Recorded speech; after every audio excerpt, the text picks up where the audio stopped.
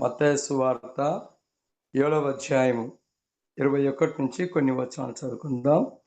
ప్రభువా ప్రభువా అని నన్ను పిలుచు ప్రతి వాళ్ళను పరలోక రాజ్యంలో ప్రవేశింపడు గాని పరలోకమందున్న నా తండ్రి చిత్త ప్రకారం చేయువాడే ప్రవేశించును. ఆ దినమందు అనేకులు నన్ను చూసి ప్రభువా ప్రభువా మేము నీ నామమున ప్రవచింపలేదా, నీ నామమున దయ్యంను వెళ్ళగొట్టలేదా, నీ నామమున అనేకమైన అద్భుతములు చేయలేదా అని చెప్పుదురు. అప్పుడు నేను మిమ్మును ఎన్నడూను ఎరుగను, అక్రమము చేయువారులారా నా యొద్ద నుండి పొండని వారితో చెప్పను. కాబట్టి ఈ నామమున వాటి చొప్పున చేయు ప్రతి వాడును బండ మీద తన ఇల్లు కట్టుకున్న బుద్ధిమంతుని పోలియుండును. దేవుని నామానికి స్తోత్రం కలుగును గాక. నా చిత్త ప్రకారము చేయువాడు మరి చేయువాడు వాడే ప్రవేశించును. ఆయన చిత్తం ఏదైనా కార్యం చేయాలంటే, మరి ఏదైనా కార్యం మొదలు పెట్టాలంటే ఆయన చిత్త ప్రకారం చేయాలి. ఆయన చిత్త ప్రకారం కాకుండా మన సొంత ఆలోచనల ప్రకారం మన ఇష్టానుసారంగా కాకుండా చేయడానికి వెళితే అది సఫలము కాదు.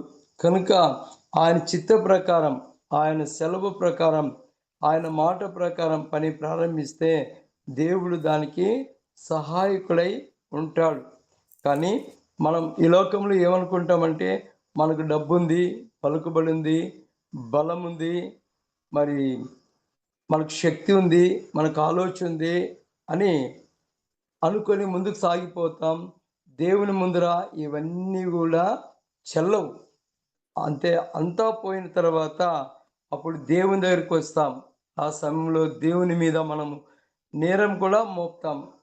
మాకేం చేసినాడండి, దేవుడు అన్యాయం చేసినాడని అని అంటారు. కనుక కార్య ఆరంభంలో దేవుని చిత్తాన్ని కనుక్కొని ఆయన చిత్త ప్రకారం నడుచుకుంటే ఆ కార్యము ప్రారంభిస్తే అది సఫలమవుతుంది. కాబట్టి ఏదైనా చేయాలి అని అంటే ఆయన చిత్తం లేకుండా ఏమీ కూడా చేయలేం. ఆయన చిత్తం లేకుండా మనము భోజనం కూడా చేయలేం. ఆయన చిత్తం లేకుండా మనం ఏ కార్యాన్ని కూడా సఫలం చేసుకోలేం.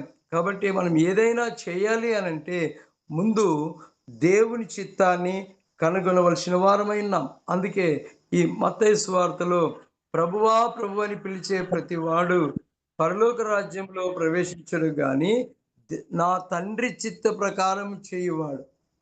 దేవుని చిత్త ప్రకారం, తండ్రి చిత్త ప్రకారం ఆయన ఏమైతే చెప్పాడో దాని ప్రకారం చేసుకుంటూ పోతే మన కార్యాలు కానీ, మన పిల్లల ఉద్యోగాలు కానీ, చదువుల్లో పాస్ అవటం కానీ, పెళ్ళిళ్ళు కానీ, ఇల్లు కట్టుకోవటం కానీ ఆశీర్వాదకరంగా జరిగిపోతుంది.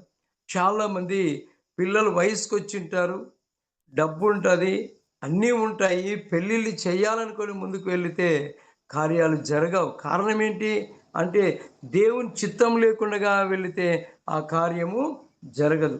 ఇల్లు కడతారు, పునాది వేస్తారు బాగానే, కానీ మధ్యలోకి వచ్చిన తర్వాత కొన్ని సంవత్సరాలైనా కూడా ఆగిపోయి ఉంటుంది. ఒకవేళ అంతా అయిపోయినా దాన్ని ప్రారంభించుకోవడానికి కూడా సమయం ఉండదు. కాబట్టి దేవుని చిత్తం ఉంటే ఏదైనా చేయగలడు. కాబట్టి దేవుని చిత్తం మరి మనం ప్రతిరోజు ప్రభువా ప్రభువా అని పిలుచుకుంటూ వెళుతున్నాం. కానీ దేవుని చిత్త ప్రకారం మనము ఆయన నామంలో సాగిపోతుంటే మనందరి కుటుంబాల్లో, మన జీవితాల్లో, విశ్వాస జీవితంలో, సంఘ జీవితంలో దేవుని కృప తోడుగా ఉంటుంది. ఆ కృప అంచెలంచెలుగా మనల్ని ఆశీర్వదిస్తుంది. కాబట్టి కొంతమంది అబద్ధ బోధకులు ఏం చేస్తారంట, ప్రవక్తలు అబద్ధ ప్రవక్తలను గురించి జాగ్రత్త పడుడి. వారు పైన గొర్రె చర్మం కప్పుకొని లోపల తోడేలు శుభం కలిగిన వారు ఉంటారంట. కాబట్టి ఒకసారి ఒక మందలో తోడేలు దూరి ఏం చేసిందంటే ఒక గొర్రెను చంపుకొని తిని దాన్ని తోలు కప్పుకొని ఆ గొర్రెలాగే ఆ మందలో రోజు మేతకు వెళ్ళేది, మేతకు వచ్చేది. రాత్రి తిని ప్రతిరోజు ఒక గొర్రెను తినుకుంటూ వెళ్ళేదంట. యజమానుడు చూశాడు, ఏమి రోజు ఒక గొర్రె తప్పిపోతుంది, ఎంచుకుంటున్న లోపలికి పోయేటప్పుడు ఎంచితే కరెక్ట్ ఉంటాయి, బయటకు వచ్చే లోపల ఒకటి తక్కువ అవుతుంది అని ఆలోచన చేస్తే ఒకరోజు పరీక్షించాడంట గొర్రెలన్నిటిని. కానీ ఆ గొర్రెల్లో ఒక తోడేలు కనిపించింది. నేటి సంఘాల్లో, సమాజంలో చాలామంది బోధకులొచ్చేసారు కదా! అద్భుతాలు చేస్తాం, ఆశ్చర్య కార్యాలు చేస్తాం, మహత్కార్యాలు చేస్తాం కదా! పిల్లలైతారు. మరి నీ కుటుంబం దీవించబడుతుంది, నీ రోగం పోతుంది. మనం చూస్తూనే ఉన్నాం. వీరందరూ ఎవరు అంటే ప్రభువా ప్రభు అని పిలిచే ప్రతి వారు దేవుని చిత్త ప్రకారం లేకుండగా అమాయకమైన ప్రజలను గొర్రె చర్మం కప్పుకొని లోపల మేసివేస్తూ ఉంటున్నారు. కాబట్టి కాబట్టి ఈ ఉదయకాలం ప్రభు అంటున్నాడు, ప్రభువా ప్రభు అని నేను నీ నామమున ప్రవచింపలేదా? ఆ మధ్యలో ఒక పెళ్ళికి వెళ్ళాం. పెళ్ళికి వెళ్తే ఒక దైవజనునికి ప్రార్థన ఇచ్చారు. ప్రార్థన ఇస్తే ఆ నూతన దంపతులను ఆశీర్వదించేది వదిలి మీరు విదేశాలకు వెళ్తారా అని చెప్తారు. ఇది ప్రవచనం అని చెప్తారు. ఇది ఎంత ఘోరమో! నేను అన్నాను వెంటనే, ఎందుకన్నా అలాగ చెప్తావంటే, అట్లే చెప్పాలా వీళ్ళకి అంటాడు.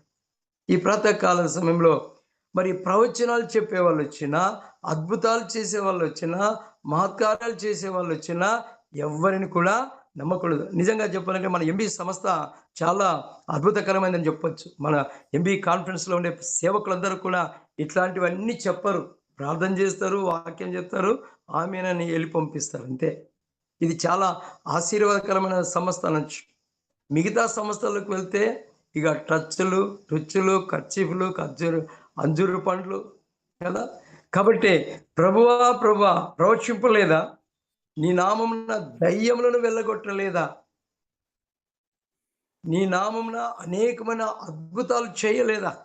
నేటి సేవకులు ఏది చేసినా దేవుని చిత్త ప్రకారమే చేయాల కానీ, దేవుని చిత్తం లేకపోతే ఏమి గూడా చేయలేం.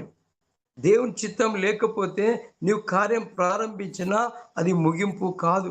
కాబట్టే మీరు మేము చెప్పలేదా అని చెప్పినప్పుడు, నా మాట విని వాటి చొప్పున చేయు ప్రతివాడు, నా మాట విని దేవుని చిత్త ప్రకారము ఆయన సెలవు తీసుకొని, ఆయన మాట తీసుకొని ఏ కార్యమైనా ప్రారంభించు. ఎట్లా ప్రారంభించాలంటే, నీవు రేపు పని చేయాలనుకున్నావు. ఈరోజు సంఘాన్ని, సేవకుని పిలుచుకొని, ప్రార్థన చేయించుకొని ప్రారంభించు. ఆ కార్యము సఫలమైతది. ఆ కార్యాన్ని దేవుడు ఆశీర్వదిస్తాడు. ఆ కార్యములో దేవుని కృప మెండుగా ఉంటుంది. అద్భుతకరంగా జరుగుతది. దేవుడు లేకుండగా నీవు పని ప్రారంభిస్తే, ఆ పని మధ్యలోనే ఆగిపోతది. చాలామంది భోజనం చేస్తాం. భోజనం చేసినప్పుడు ప్రార్థన చేసుకుంటాం. భోజనం తిన్నాక తర్వాత ఎందుకు ప్రార్థన చేయటం లేదు మనం? దేవా, చక్కగా ఈ ఆహారం భోంచేయడానికి నాకు అవకాశం ఇచ్చావు. తిన్న ఆహారం ఆరోగ్యపరచని కూడా మరి ప్రార్థన చేసి ముగించుకోం. ఎందుకంటే ఇచ్చినావు, తిన్నాం, ఆమేన్. కానీ ఒకవేళ దేవుని చిత్తంలో అలాగ చెయ్యకపోతే అది అనారోగ్యమవుతది. అది ఆరోగ్యానికి హానికరంగా మారిపోతది. భోజనం అయిన తర్వాత కూడా ప్రార్థన చేస్తే అది ఎంత ఆశీర్వాదమో. కాబట్టి ఈ ప్రాతకాలం నా మాట చొప్పున చేయు ప్రతివాడు, ఇద్దరు వ్యక్తులున్నారు. ఒకడు బుద్ధిన్నోడు, ఒకడు బుద్ధి లేనోడు. ఇద్దరు ఒకే సంఘంలో ఉన్నారు. ఇద్దరు ఒకటే వాక్యం వింటున్నారు. ఇద్దరు ఒకటే పాట పాడుతున్నారు. ఏం పాట? సర్వచిత్తంబు నీదేనయ్యా, స్వరూపమీచు కుమారివే, సారే పైనున్న మండినయ్యా, సరి అయిన పాత్రం చేయుమయ్యా, సర్వేశ్వరానే రిక్తులను సర్వద నిన్నే సేవింతును. ఇద్దరు పాడుతున్నారు ఈ పాట. అయితే ఒక వ్యక్తి ఆతృతపడి, తొందరపడి ఒక ఇల్లు కట్టాలని ప్రారంభించారు. ఇల్లు ఎట్లా కట్టినాడు ఆయన? ఇద్దరు పని ప్రారంభించారు. ఒక వ్యక్తి పునాది వేసి కడుతున్నాడు. ఒక వ్యక్తి పునాది లేకుండగా కడుతా ఉన్నాడు. అప్పుడు మా తాత వాళ్ళు, మా నాయన వాళ్ళు మనం అందరూ చూసినవే, ఇండ్లు కట్టాలంటే రౌండ్ బొంగులు పాతి బందర్ కట్టో, పత్తి కట్టుతో కట్టి పైన జంబో గడ్డి వేసేవారు. ఆ ఇండ్లు ఎట్లా ఉండేవంటే సంవత్సరానికి ఒకసారి మార్చాల్సిందే. ఇది ఎవరు కడుతున్న ఇండ్లు అంటే మనం చెప్పుకోవచ్చు పేదవాళ్ళం అయినప్పటికీ బుద్ధి లేనివాడు కడుతున్న ఇల్లు. వర్షం వస్తది, వరదలు వస్తాయి, ఆ ఇల్లు కూలిపోతుంది. ఈ తొందరపాటు పడి కట్టిన ఇల్లు కూలిపోతుంది. మరి విశ్వాసంతో దేవుని చిత్త ప్రకారం, దేవుని మాట ప్రకారం ప్రార్థన పూర్వకంగా పునాది వేసి, ఆ పునాది ఎక్కడంటే బండ మీద వేసిన ఇల్లు కట్టాడు. వీడేమో ఇల్లు కట్టుకొని తొందరగా లోపలికి వెళ్ళాడు. కానీ ఇతను కడుతూ ఉంటే ఇతను నవ్వుతున్నాడు, ఇంకా ఎన్ని దినాలు అయిపోతుందని.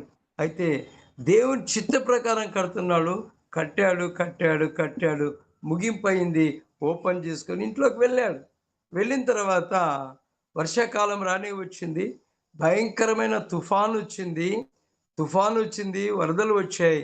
కానీ బుద్ధి లేనోడు దేవుని చిత్త ప్రకారం కట్టుకోకోకున్న వాని ఇల్లు ఆ వరదకు కూలిపోయింది. ఇది దేవుని చిత్తం కాదు, ఇది దేవుని ఏర్పాటు కాదు, ఇది దేవుని సంకల్పము కాదు. బుద్ధి కలిగిన వాడు కట్టాడు. నిదానమైన, కష్టమైన, బాధలైన, ఆర్థిక సమస్యలైనప్పటికీ ఎక్కడో ఇసుక, ఎక్కడో రాళ్ళు, ఎక్కడో కంకర అన్ని తెచ్చి కట్టాడు. వరద వచ్చింది. ఇప్పుడు ఆయనకి ఏ చింత లేదు. కారణం ప్రభు ఆ ఇంటిని ఆశీర్వదించాడు. అప్పుడు ఆ వ్యక్తి సంతోషంతో, సమాధానంతో ఆ ఇంట్లో ఉన్నాడు. కాబట్టి ఉదయకాలం దేవుని చిత్త ప్రకారం కట్టిన ఆ ఇల్లు వరదలు వచ్చినా, తుఫానులు వచ్చినా, గాలులు వచ్చినా ఆ ఇంటిని టచ్ చేయలేకపోయాయి, ఆ ఇంటిని ముట్టలేకపోయింది. కారణం దేవుని చిత్తం.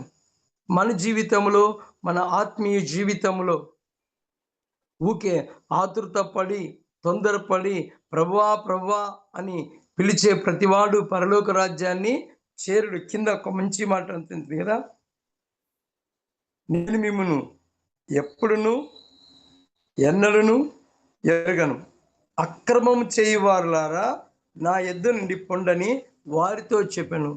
ప్రభువే పిలిచాడు ఒకసారి, యెహోవా చేత ఆశీర్వదించబడిన వాడా లోపలికి రా అన్నాడు. లోపలికి వచ్చిన తర్వాత ఈ దేవుని చిత్త ప్రకారం నడుచుకోకుండా అక్రమము చేత దేవుని చిత్తం చేయని వాడు ఏం చేస్తాడంటే, అక్రమము చేయువారులారా, క్రమం లేని జీవితం, భయం లేని జీవితం, భక్తి లేని జీవితం, దేవుని చిత్త ప్రకారంగా నడుచుకోలేని జీవితము ఏమవుతుందంటే, నా యొద్ద నుండి ఉండి పిలిచింది ఆయనే. మరి ఇప్పుడు ఏం చేస్తున్నాడు? మన క్రియలను బట్టి, మన ఆలోచనలను బట్టి, మన అహంకారాన్ని బట్టి, మన గర్వాన్ని బట్టి దేవుడు అంటున్నాడు, అక్రమం చేయవారులారా నా దగ్గరుండి. ఒకసారి యెరూషలేముకి ఆయన వచ్చినప్పుడు ఆ యెరూషలేము మందిరంలో ఏం జరిగింది అంటే అక్రమం. ఆ మందిరములో అన్నీ జరుగుతూ ఉన్నాయి. కాబట్టి కోపం తీసుకొని, కొరడా తీసుకొని ఏమన్నాడంటే, అక్రమం చేయవారులారని కొరడా తీసుకొని అన్నిటినీ చెల్లాచెదరు చేసి బయటికి పంపించేశాడు. కాబట్టి దేవుని చిత్తం లేకపోతే మనం బయటికి వెళ్తాం. లోకంలో ఏముందంటే, లోకములో శాపం ఉంది, లోకములో పాపం ఉంది, లోకములో అతిక్రమం ఉంది, లోకములో భయంకరమైన పాపం ఉంది. కనుక ఈ ప్రాతకాల సమయంలో మన జీవితంలో మనం దేవుని చిత్త ప్రకారం నడుచుకుంటే, నీవు చేయు పనులన్నిటిలో నీ దేవుడైన యెహోవా నీకు తోడుగా ఉండి ప్రతి పనిలో విజయాన్ని చేకూరుస్తాడు. అది పిల్లల వివాహాలైనా, ఉద్యోగాలైనా, వ్యాపారమైనా, సేవైనా, కుటుంబమైనా దేవుని చిత్త ప్రకారం నడుచుకుంటే అద్భుత కార్యాలు జరుగుతాయి. యేసు ప్రభు ఒకసారి ఒక వివాహానికి వెళ్తే అక్కడ ఏమైపోయింది? భోజనం అయిపోలే. అక్కడ ప్రజలకు కొదువు లేదు, బంగారం కొదువు లేదు, కానీ కేవలం నీళ్ళైపోయినాయి. అక్కడ నీళ్ళైపోయినప్పుడు ఆయన ఏం చేశాడు? అక్కడ వారందరూ వచ్చి అడుగుతుంటే, ఇంకా అమ్మా, ఇంకా నా సమయం రాలేదు, నా తండ్రి చిత్తం లేదు, ఉండు అన్నాడు. అయితే అందరూ వచ్చి గోజాడు అడుగుతున్నప్పుడు ఆ కుమారుడైన యేసుక్రీస్తు ఆ వివాహంలో ఉన్నప్పుడు అంచుల మట్టుకు నీళ్లను నింపండి అన్నాడు. నింపారు. ఇప్పుడు ఇవ్వండి అన్నాడు. ముంచి తీసే లోపల ఆ నీళ్ళ యొక్క రంగు, రుచి మారిపోయింది. మొదటి ద్రాక్షారసం కంటే ఇప్పుడు ఇచ్చిన ద్రాక్షారసం బహు టేస్ట్. ఇది దేవుని చిత్తం. వివాహం చేస్తే దేవుని చిత్తం ఉండాల. దేవుని చిత్తంలో ఉంటే అన్ని ఆశీర్వాదాలే, అన్ని దీవెనలే, అన్ని అద్భుతాలే. కాబట్టి ఈ ఉదయకాల సమయంలో జూమ్‌లో ఉన్న మనం అందరం కూడా దేవుని చిత్తం మరి గత కొన్ని దినాల నుంచి 1591వ రోజు వరకు మనం ఎంబీ కాన్ఫరెన్స్ ఆస్తుల కొరకు దేవుని చిత్తంలో ప్రార్థన చేస్తున్నాం. దేవుని చిత్తాన్ని కనుగొంటున్నాం. కాబట్టి అక్రమం చేయు వారిని దూరంగా వెళ్ళగొడతాడు. మరి దేవుని చిత్త ప్రకారం జరిగించే వారికి దేవుడు సమస్తమును జరిగిస్తాడు. కాబట్టి ఈ ఎంబీ కాన్ఫరెన్స్ యొక్క ఆస్తులు అది ఎన్ని కోట్లైనా కానిగాక దేవుని చిత్తములో ఉంటే అన్నీ కూడా సమస్తమును సమకూడి జరుగుతాయి. బుద్ధిమంతులు మరి ఆ ఇంటిని కట్టినట్లు ఈ కాన్ఫరెన్స్ కడుతున్న వారికి దేవుని చిత్తాన్ని బయలుపరిచి సహాయం చేస్తాడు. కాబట్టి ఈ ఉదయకాలం మనమందరం కూడా దేవుని చిత్త ప్రకారం కొనసాగుతూ దేవుని ఆలోచన ప్రకారం ముందుకు సాగితే అన్నీ కూడా దేవుడు సఫలం చేస్తాడు. కాబట్టి ఈ ఉదయకాలం దేవుని చిత్తం జరిగించడానికి దేవుని చిత్త ప్రకారం విశ్వాసంతో ఆయన చిత్త ప్రకారం నడుచుకోవడానికి పరిశుద్ధాత్మ దేవుడు మనకు సహాయం చేయునుగాక.